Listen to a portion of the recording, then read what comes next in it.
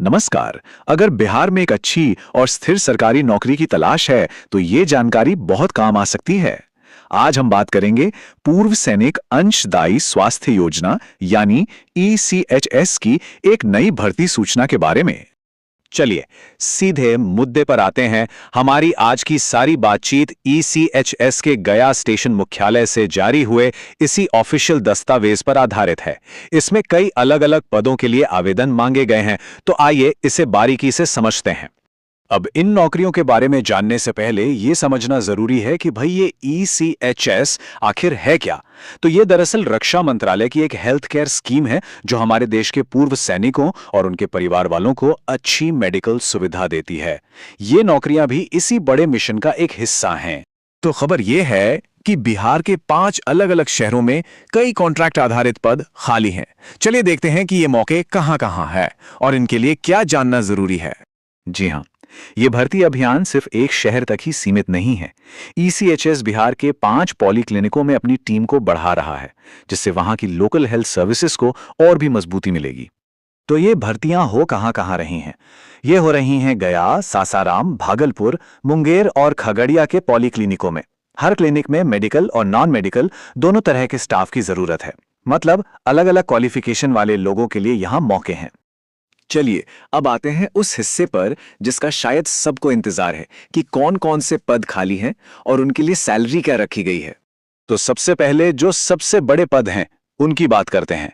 Poly clinic के लिए officer in charge का पद है, जिसके लिए सिर्फ रिटायर्ड सर्विस ऑफिसर्स ही अप्लाई कर सकते हैं। इसके अलावा मेडिकल ऑफिसर के लिए एमबीबीएस की डिग्री चाहिए और डेंटल ऑफिसर के लिए बीडीएस या पीजी। इन सभी टॉप पदों के लिए महीने की सैलरी फिक्स है, 95,000 रुपए। अच्छा, अब आते हैं पैरामेडिकल स्टाफ पर, जो आप जानते हैं किसी भी क्लिनिक की रीढ़ की हड्डी होते हैं। Pharmacist, lab technician, lab assistant, nursing assistant और डेंटल असिस्टेंट, इन सभी के लिए पद हैं। इन सभी रोल्स के लिए अपनी अपनी फील्ड में डिप्लोमा या डिग्री चाहिए और इन सब के लिए महीने का वेतन 36,500 रुपए तय किया गया है। देखिए, कोई भी हेल्थ केयर सिस्टम सिर्फ डॉक्टर और नर्स से नहीं चलता। क्लिनिक को ठीक से चलाने के लिए सपोर्ट स्टाफ भी बहुत जरूरी होता है। तो यहां क्लर्क, ड्राइवर, चौकीदार, फीमेल अटेंडेंट और चपरासी जैसे पद भी हैं। इनकी क्वालिफिकेशन साक्षर होने से लेकर ग्रेजुएट तक है, जो कि काफी लोगों के लिए दरवाजे खोलता है। और यहां पर ना इन अवसरों की रेंज साफ दिखती है।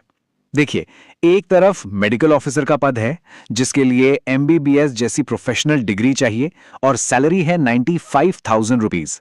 और वहीं दूसरी तरफ चपरासी का पद है, जिसके लिए सिर्फ 8वीं पास होना काफी है और सैलरी 21,800 रुपए है।